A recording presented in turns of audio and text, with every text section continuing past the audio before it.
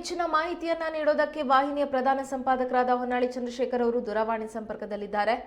ಹೊನ್ನಾಳಿ ಚಂದ್ರಶೇಖರ್ ಅವರೇ, ಪ್ರವಾಸಿಗರ ನಾಡು ಅಕ್ಷರಶಃ ನಲುಗಿ ಹೋಗಿದೆ. ಬ್ಯಾಂಕಾಕ್ ಮತ್ತು ಥೈಲ್ಯಾಂಡ್ನಲ್ಲಿ ಪರಿಸ್ಥಿತಿ ಭೀಕರವಾಗಿದೆ ಅನ್ನೋ ಮಾಹಿತಿ ಲಭ್ಯವಾಗಿದೆ. ಆ ಕುರಿತ ಹೆಚ್ಚಿನ ಅಪ್ಡೇಟ್ಸ್ ಏನಿದೆ?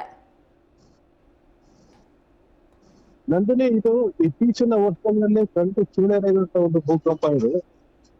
ಮಯನ್ಮಾರ್ ಆಗಿರ್ಬೋದು, ಬ್ಯಾಂಕಾಕ್ ಆಗಿರ್ಬೋದು, ಥೈಲ್ಯಾಂಡ್ ಆಗಿರ್ಬೋದು, ಜೊತೆಗೆ ಆಫ್ಘಾನಿಸ್ತಾನ, ಮಲೇಷಿಯಾ ಇಲ್ಲೂ ಸಹ ಭೂಕಂಪ ಸಂಭವಿಸಿದೆ. ಸುಮಾರು 1,000ಕ್ಕೂ ಹೆಚ್ಚು ಜನ ಸಾವು ಕಂಡಿದ್ದಾರೆ. ಸಾವಿನ ಸಂಖ್ಯೆ ಹೆಚ್ಚಾಗ್ತಾನೆ ಇದೆ, ಗಾಯಾಳುಗಳ ಸಂಖ್ಯೆಯೂ ಸಹ ಹೆಚ್ಚಾಗ್ತಾ ಇದೆ.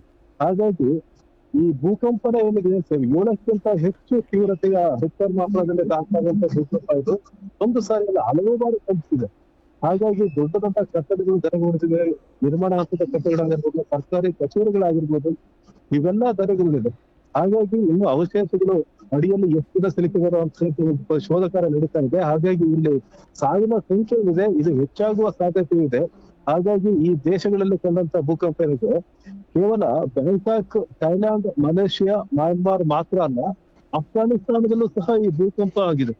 ಅರ್ಧ ಗಂಟೆಯ ಅವಧಿನಲ್ಲಿ 2 ಬಾರಿ ಭೂಮಿ ಕಂಪಿಸಿದಂತ ಅನುಭವ ಆಗಿದೆ. ಈ ಸುತ್ತಮುತ್ತ ಏನು ದೇಶಗಳಿದ್ದಾವೆ ಎಲ್ಲಾ ದೇಶಗಳಲ್ಲೂ ಸಹ ಕಂಪನದ ಅನುಭವ ಆಗಿದೆ. ಅಲ್ಲೂ ಸಹ ರಿಕ್ಟರ್ ಮಾಪನದಲ್ಲಿ 5ಕ್ಕಿಂತ ಹೆಚ್ಚು ತೀವ್ರತೆ, ಕೆಲವು ಕಡೆ ಅತ್ಯಂತ ಜಾಸ್ತಿ ತೀವ್ರತೆಯ ದಾಖಲೆಗಳು ಆಗಿದೆ. ಹಾಗಾಗಿ ಈ ಭೂಕಂಪನ ಏನಿದೆ ಇದು ಇತ್ತೀಚಿನ ವರ್ಷಗಳಲ್ಲಿ ಅತ್ಯಂತ ಭೀಕರವಾದ ಕಂಪನ. ಇದು ಈ ರೀತಿಯ ತೀವ್ರತೆಯನ್ನ ಪಡೆದಿದೆ. ಇಷ್ಟು ಆಘಾತ ಸಂಭವಿಸೋದು ಅಂತೇಳಿ ಮೊದಲ ಹಂತದಲ್ಲಿ ನಿರೀಕ್ಷೆ ಆಗಿತ್ತಿಲ್ಲ. ಆದ್ರೆ ಈಗ ನೋಡಿದ್ರೆ ಸಾವಿರಾರು ಜನ ಸಾವು ಕಂಡಿದ್ದಾರೆ.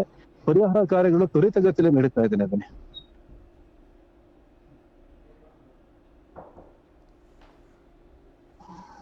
ಹಾಗೆ ಸಾವಿರಾರು ಜನರು ನಾಪತ್ತೆಯಾಗಿದ್ದಾರೆ ಅನ್ನೋ ಮಾಹಿತಿ ಕೂಡ ಇದೆ.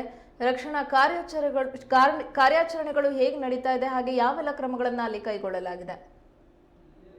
ಭೂಕಂಪ ಪೀಡಿತ ದೇಶಗಳು ಅಕ್ಕಪಕ್ಕದ ದೇಶಗಳ ಮೊರೆ ಹೋಗಿದ್ದಾವೆ ಸಹಾಯ ಹಸ್ತವನ್ನ ಚಾಚಿ ಅಂತೇಳಿ. ಅದರಲ್ಲೂ ಪ್ರಮುಖವಾಗಿ ಮಯನ್ಮಾರ್ನ ಜುಂಟಾ ಮುಖ್ಯಸ್ಥರಿದ್ದಾರೆ, ಅವರು ಸಹ ಸಹಾಯ ಹಸ್ತವನ್ನ ಕೇಳಿದ್ದಾರೆ. ಬಹಳಷ್ಟು ದೇಶಗಳು ನೆರವನ್ನ ಕೊಡ್ತೀವಿ ಅಂತ ಹೇಳಿ ಘೋಷಣೆಯನ್ನ ಮಾಡಿದ್ದಾರೆ. ಅಮೆರಿಕದ ಡೊನಾಲ್ಡ್ ಟ್ರಂಪ್ ಅವರು ನೆರವು ಕೊಡ್ತೀವಿ ಅಂತ ಹೇಳಿದ್ದಾರೆ. ಮತ್ತು ಭಾರತದಿಂದ ಹಲವು ಪರಿಹಾರ ಸಾಮಗ್ರಿಗಳು ಸಹ ಈಗ ಹೊರಟಿದೆ. ಟೆಂಟ್ಗಳಾಗಿರ್ಬೋದು, ಪ್ರಥಮ ಚಿಕಿತ್ಸೆಯ ಪರಿಕರಗಳಾಗಿರ್ಬೋದು, ಹೀಗೆ ಬೇರೆ ಬೇರೆ ಸಾಮಗ್ರಿಗಳನ್ನ ಹೊತ್ತಂತ ವಿಮಾನ ಈಗ ಭಾರತದಿಂದ ಹೊರಡ್ತಾ ಇದೆ. ಹಾಗಾಗಿ ಭಾರತವೂ ಸಹ ನೆರವಿನ ಹಸ್ತವನ್ನ ಚಾಚಿದೆ. ಇನ್ನು ಬೇರೆ ಬೇರೆ ದೇಶಗಳು ಸಹ, ವಿಶ್ವಸಂಸ್ಥೆಯು ಸಹ ನೆರವಿಗೆ ಪರಿಹಾರ ಘೋಷಣೆ ಮಾಡಿದೆ. ಹೀಗಾಗಿ ಬಹಳಷ್ಟು ದೇಶಗಳು, ಮಯನ್ಮಾರ್ ಆಗಿರ್ಬೋದು, ಹೀಗೆ ಎಲ್ಲ ಏನು ಭೂಕಂಪ ಸಂತ್ರಸ್ತ ದೇಶಗಳಿವೆ ಈ ಸಂತ್ರಸ್ತ ದೇಶಗಳಿಗೆ ನೆರವು ನೀಡ್ಲಿಕ್ಕೆ ಮುಂದಾಗಿದ್ದಾರೆ. ಎಲ್ಲಾ ನೆರವುಗಳು ಈಗ ದೇಶವನ್ನ ತಲುಪ್ತಾ ಇವೆ. ಮಯನ್ಮಾರ್ ಆಗಿರ್ಬೋದು, ಮಲೇಷಿಯಾ ಆಗಿರ್ಬೋದು, ಬ್ಯಾಂಕಾಕ್ ಆಗಿರ್ಬೋದು, ಥೈಲ್ಯಾಂಡ್ ಆಗಿರ್ಬೋದು, ಈ ಎಲ್ಲಾ ಕಡೆನೂ ಸಹ ಈಗ ಪರಿಹಾರ ಸಾಮಗ್ರಿಗಳು ಹೋಗ್ತಾ ಇದೆ. ಮತ್ತು ಬಹಳ ಮುಖ್ಯವಾಗಿ ಅಲ್ಲಿ ಕಟ್ಟಡಗಳು ಕುಸಿದು ಬಿದ್ದಿದ್ದಾವೆ. ಅವಶೇಷಗಳನ್ನ ತೆರವು ಮಾಡ್ತಕ್ಕಂತ ಕಾರ್ಯ ನಡೀತಾ ಇದೆ. ಮಲೇಷಿಯಾದಲ್ಲಿ ತುರ್ತು ಪರಿಸ್ಥಿತಿಯನ್ನು ಸಹ ಘೋಷಣೆ ಮಾಡಲಾಗಿದೆ. ಹಾಗಾಗಿ ಶಿನಾವಾಕ್ರ ಅವರು ಈಗ ತುರ್ತು ಪರಿಸ್ಥಿತಿಯನ್ನು ಘೋಷಣೆ ಮಾಡಿದ್ದಾರೆ.